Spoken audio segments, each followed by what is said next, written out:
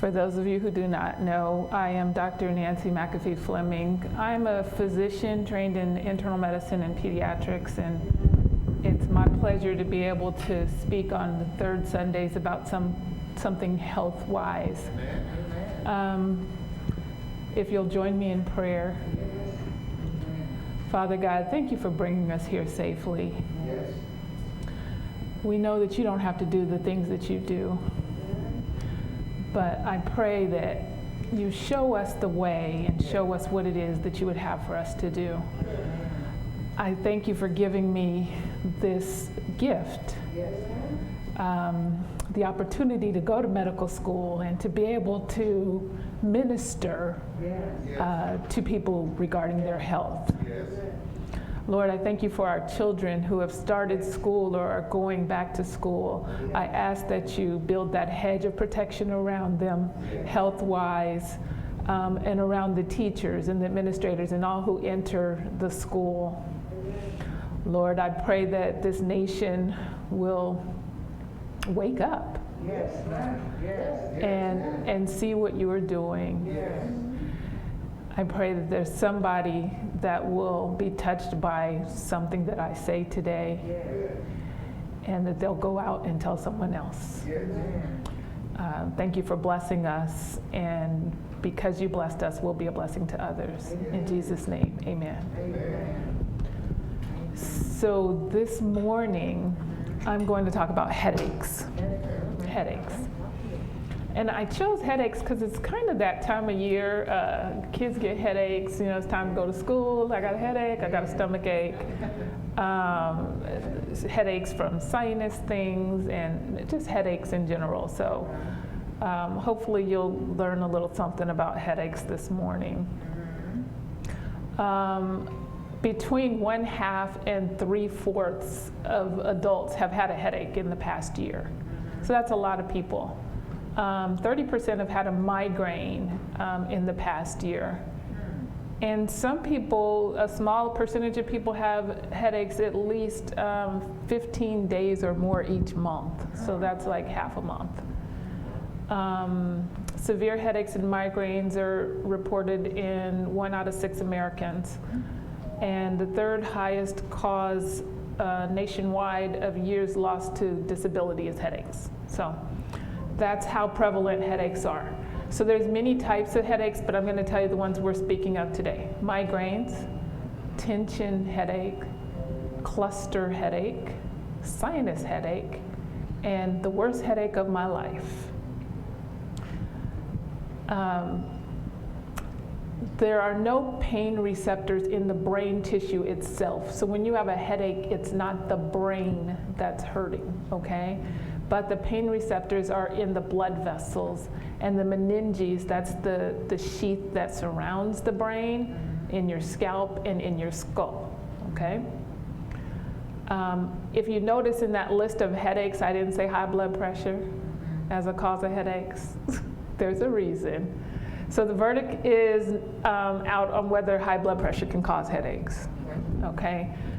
Some studies indicate there's no connection whatsoever, and then there's other studies that show there's a correlation between the two. The American Heart Association says it's not a symptom of high blood pressure, except in the case of hypertensive crisis. So that's very high blood pressure. So if your blood pressure gets really high, it triggers something called malignant hypertension, which is also referred to as hypertensive crisis.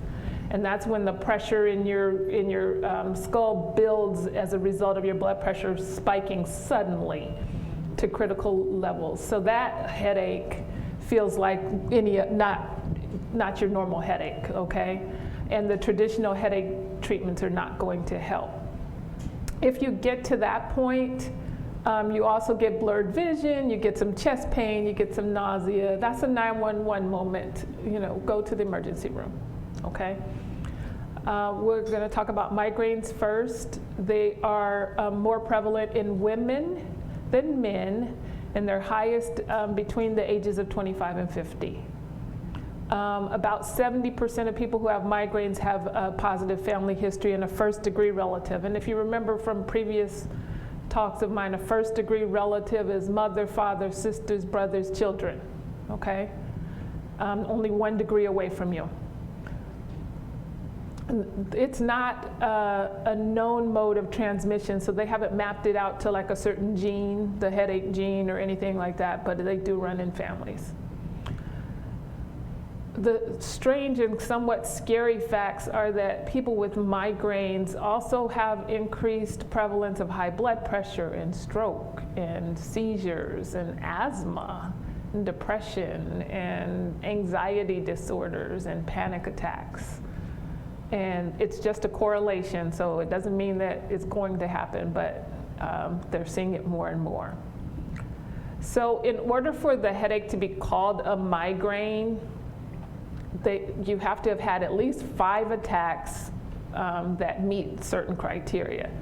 So the headache attack has to last from 4 to 72 hours if you don't treat it, okay? Or if you don't treat it successfully.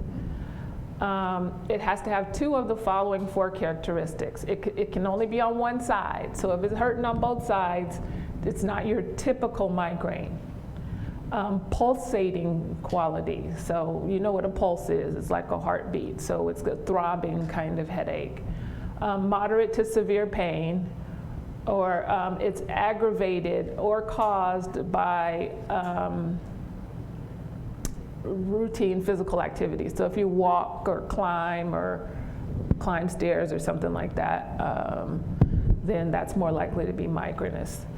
And then the last one is during the headache, at least one of the following: nausea and or vomiting, or photophobia. That means the light makes the headache hurt or hurts your eyes, and phonophobia, meaning sounds make it worse, okay? So that means you have a headache that lasts like 4 hours plus, it's on one side and pulsing, and it's aggravated when you get up and walk around and you feel sick to your stomach. That's more than likely a migraine. So they have migraines without aura, which is the common migraine, and then the migraine with aura is a classic migraine, and I'll tell you what an aura is in just a moment. So the time before the migraine, where as it's starting and building up, they call that the prodrome. So you get some mood changes, you get irritable or depressed or sleepy, or you just don't care. You know, you're just apathetic. Some people get yawning. That's when they start getting the light sensitivity and the sound sensitivity, changes in their vision. You feel kind of tired and achy.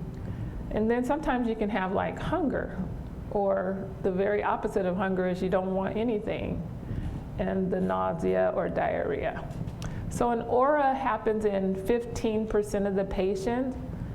That's considered focal neurological changes. So that means something that you can trace back to a certain area of the brain. So sometimes it's, you know, oh, I saw this cloud in the sky, and then my migraine came. So a lot of them are visual. Sometimes people hear something. Sometimes they feel weak just in a certain part of their body, or they get numbness or confused, okay? So like I said, the migraines can last from hours to days if you don't treat them, and the nausea as well. So when you're in the midst of the migraine, that's when it's hurting the most. So you had that prodrome before, then you have a postdrome. So that means after you start to feel better or after you're treated, you still have some drowsiness, some depression, just not as sharp as you would be. So not technically memory loss, but just not your usual self, and trouble concentrating. So the treatment philosophy is if you can stop the pain early, then the cascade of the pain responses can be controlled.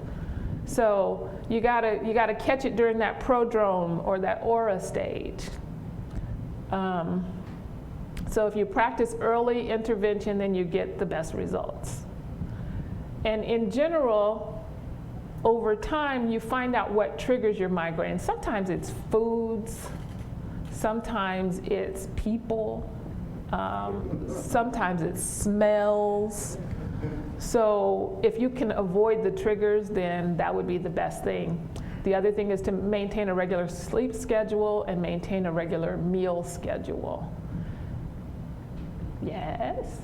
How do you avoid people? No, I meant certain people. Yeah, it's kind of hard to avoid people altogether. But if you know every time this certain person comes and says something to you that you have a migraine and they're not in your family, just take note, okay? There's some schools of thought that say you need to avoid nitrates in your diet and MSG. Nitrates is like lunch meat and hot dogs. Limit chocolate, yeah. Limit caffeine, so. Reduce stress if you're able to do that, and make sure you take in adequate water. All right. So there's acute therapy, so that's to stop it once it gets there, and then there's preventive therapy to prevent yourself from getting the migraines. The acute therapy are things like ibuprofen and Aleve and Tylenol and prescription medicines called triptans. There's sumatriptan and zolmitriptan and rizatriptan, and it's Imitrex if you've heard of that. And then there's over-the-counter migraine medicines like Tylenol migraine or whatever they are, Excedrin migraine, that's what it is. And the active ingredient in that is actually caffeine, okay? Yeah. And that's because when you get a headache, in general, the blood vessels to your brain are dilated, meaning they're opened up more, and caffeine constricts blood vessels and closes them up. So that's why it would work for a migraine. If you're getting more than 2 migraines a month, then you need to be on treatment to prevent migraines. Now, those medicines are not generally medicines that were designed to treat migraines and prevent migraines. They're medicines that did something else that they found out, oh, this also stops people from having migraines, okay? And they tend to be anti-seizure medicines and high blood pressure medicines and antidepressants. All of those are useful for chronic pain, and so they use them in the prevention of migraines. There is something called status migrainosus, and that's when your migraine lasts greater than 72 hours. And you've tried everything to treat it, and you just can't. I can remember this from being in training where people just come in miserable with migraines, and we give them a cocktail in the emergency room or even in the office, because these are all medicines that are usually found in the regular doctor's office. And it's a shot of ketorolac, which is Toradol. That's like ibuprofen. It's an anti-inflammatory. And then diphenhydramine, which is Benadryl, and an anti-nausea medicine. And you give it all to them, and so you're treating the nausea, you're treating the pain, and you're treating any kind of histamine reaction or allergic kind of thing that might be happening. And you have to have a driver, because all that makes you sleepy. And what it does is it just kind of arrests that cycle of the migraine, and when you wake up, that migraine is gone, okay? They are also treated now with Botox treatments. By the time you get to this point, you're at the neurologist. So there may be some primary care doctors that are doing Botox for migraines in their office, but I would recommend going to the specialist if your migraines are that bad that you need that. And they shoot the toxin, right in the areas. There's some right in your forehead or in your temple area or the back of your neck and your strap muscles. So There's other treatments that you can try, because we always talk about the things they don't teach us in medical school. You can take magnesium, riboflavin, which is a vitamin, melatonin, CoQ10. Acupuncture is very helpful. Yoga, meditation, biofeedback are all other treatments. All right, the next headache is a tension type headache. I think we all have felt that one at some point. Usually lasts around 30 minutes, but can last as long as 7 days. Some of the qualities are it's a pressing or tightening. It's not really pulsating like the migraine is. It can be mild intensity or moderate. It can be on both sides. And it's not aggravated by walking upstairs or the other physical activity. It just stays the same. And then you don't have nausea or vomiting associated with this, or the photophobia or phonophobia. You could have one or the other. You could have, reaction to light and not sound, but you shouldn't have both present. The treatment of those is also NSAIDs, which is the ibuprofen or naproxen, Aleve, Motrin, Tylenol. Muscle relaxers sometimes are useful because it is a tightening. And then if you have them chronically, then once again you're treated with the antidepressants, the certain antidepressants that have been around for years and years and years that are useful in chronic pain. Physical therapy is also very helpful, or osteopathic manipulative medicine. I don't know if you guys know, medical doctors are MDs or they're DOs. I don't know if you've noticed the DOs, but the DOs go to osteopathic medical school, whereas I went to an allopathic medical school. It's all the same, except the DOs get an additional training in manipulating the spine. So not chiropractors, these are medical doctors who have been trained in manipulating as a form of treatment. So that's also a way to treat headaches. And I was in residency with a bunch of DOs, and that's what we would do. We get a headache and we'd go to our colleague and say, oh, I have a headache. And they do whatever it is they do, and you start feeling better. The next headache is a cluster headache. Cluster. So they're pretty severe. They are one-sided most of the time, behind your eye, above your eye, or on your temple. They last 15 minutes to 3 hours. Some of the things you have with these is you might notice your eye is red, or you're tearing. You get a runny nose or nasal congestion. Your forehead, your face is all sweaty. Your eyelids might seem droopy or swollen. So those are characteristics of a cluster headache. They are, you can get them frequently in the same day. And they're more common in males. And I think this is the only one that's more common in males. Spousal. Yeah, okay. And they're 6 times more common in males, so I mean that's pretty different. So some of the triggers of cluster headaches are alcohol, bad sleep cycles, okay? So like if you're doing shift work and then you're suddenly on the other shift, those are the things that can trigger cluster headaches. So the treatment for this is high flow oxygen. So for the most part, if you're in the midst of a bad cluster headache, you need to be somewhere where you can go get some oxygen. And they just give you some oxygen, you breathe in, and you are better pretty quick. There's steroids as kind of a bridging therapy. They'll give you steroids. And then also you can take medicines to prevent it, especially if you're a person that's getting these frequently.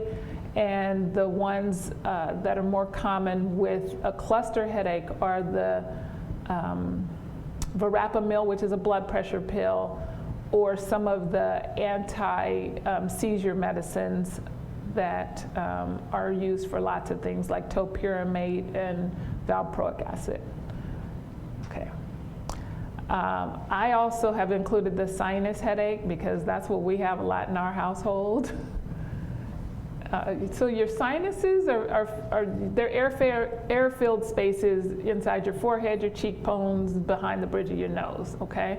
And when they get inflamed, usually it's because of an allergic reaction, not as much as an infection, though everybody says I have a sinus infection. Usually it's because of an allergic reaction, and they swell. Then you make more mucus, and then the channels that drain your sinuses get blocked, and you get a headache.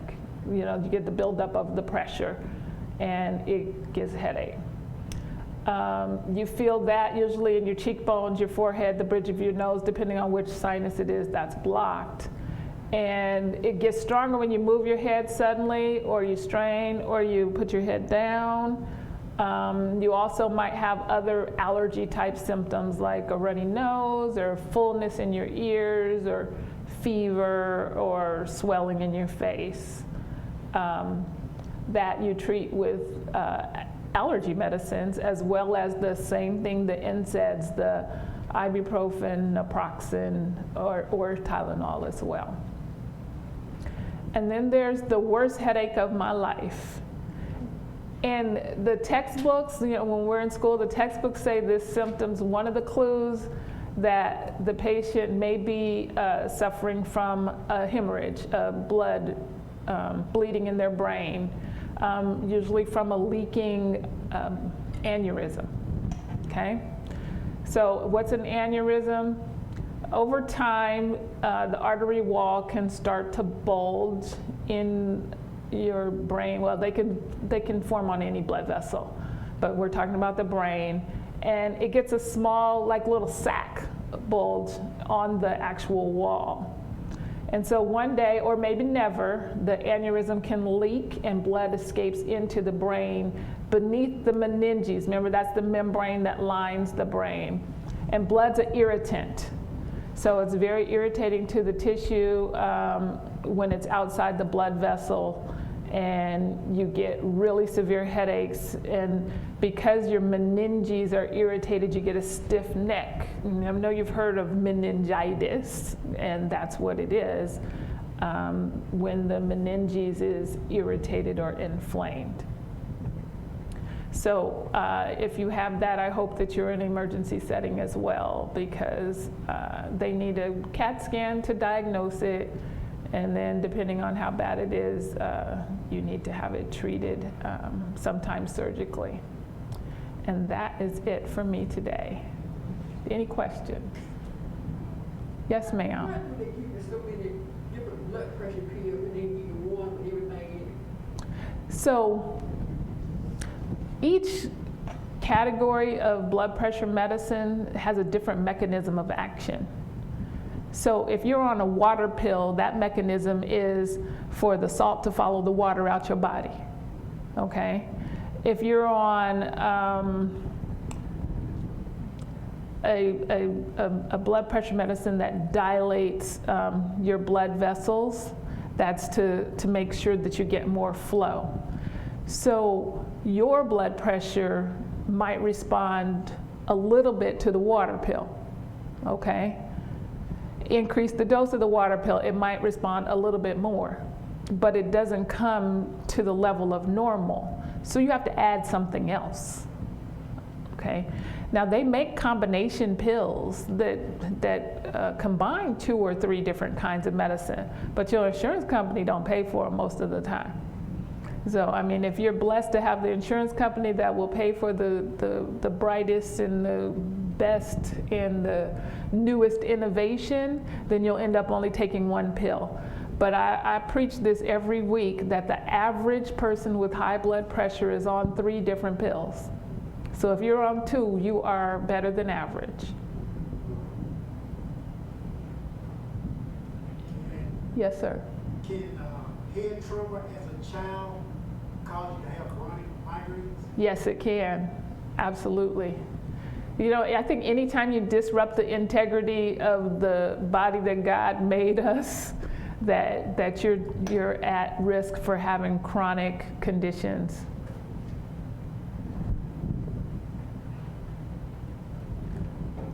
All right, thank you guys very much.